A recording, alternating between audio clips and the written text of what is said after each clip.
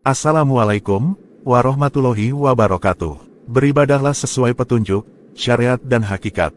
Orang kadang mengira, harus mengamalkan ini dan itu biar tercapai suatu maksud dan tujuan, itu karena orang sudah terlanjur terkungkung oleh pemikiran sebab akibat, dan pendapatnya dipengaruhi oleh pandangan dari sudut dirinya, seperti kalau ke Jakarta harus menaiki bus, kereta, pesawat, padahal, dulu orang belum ada bus, pesawat, orang juga sampai kemana-mana. Karena sudah terpaut pemikirannya ada sebab akibat, maka ketika meminta berdoa pada Allah lalu memakai amalan ini itu, memakai berbagai lelaku, agar tercapai tujuan dan maksudnya, lupa bahwa Allah itu maha segala-galanya, tidak butuh pada amalan siapapun, tidak butuh pada ibadah siapapun, Allah itu pencipta alam semesta ini. Bagaimana mungkin Allah itu butuh pada amaliah kita? Allah yang memiliki alam semesta ini, Allah tidak kurang, semua orang bermaksiat, sama sekali tidak merugikan Allah dan semua orang taat tidak menguntungkan bagi Allah.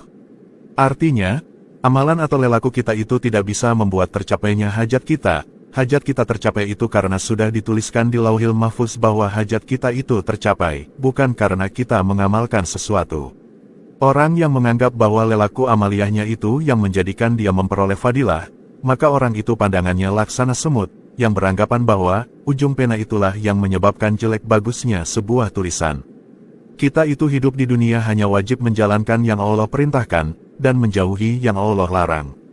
Menjalankan yang Allah perintahkan secara lahir batin kita, syariat hakikat dijalankan, maka cukup kita berdoa, doa akan sampai pada Allah dan mendapat jawaban.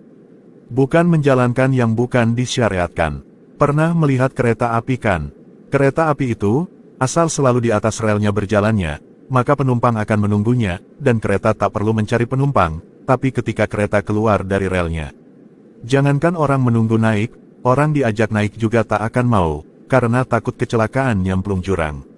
Beribadahlah sesuai petunjuk, lahir batin, syariat hakikat dijalankan, maka doa akan diijabah Allah. Karena kalau sudah doa itu sampai kepada Allah, semua hal juga akan bisa diselesaikan dengan doa.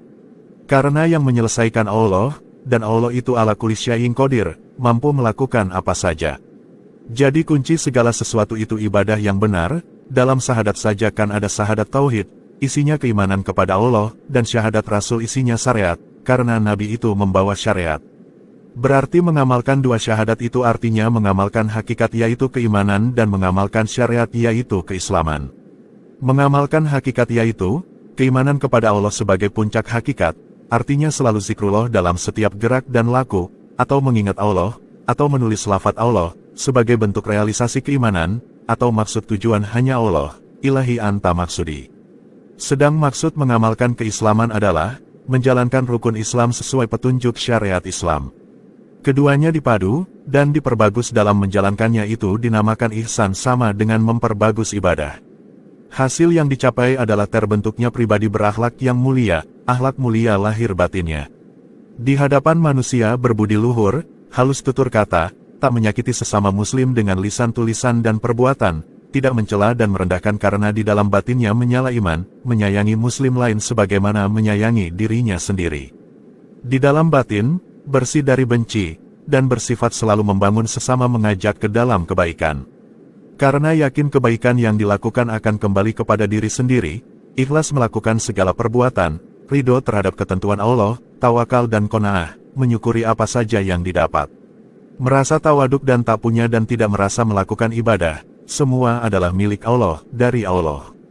Allah yang memberi kesempatan ibadah, dan Allah yang memberi kekuatan beribadah, memberi waktu dan ilmu, tapi Allah juga yang memberi pahala. Dari Allah untuk Allah, kita itu hanya hamba yang wajib taat tunduk terhadap peraturan, bekerja semata-mata untuk Allah, tanpa mengharap laba. Semoga paham.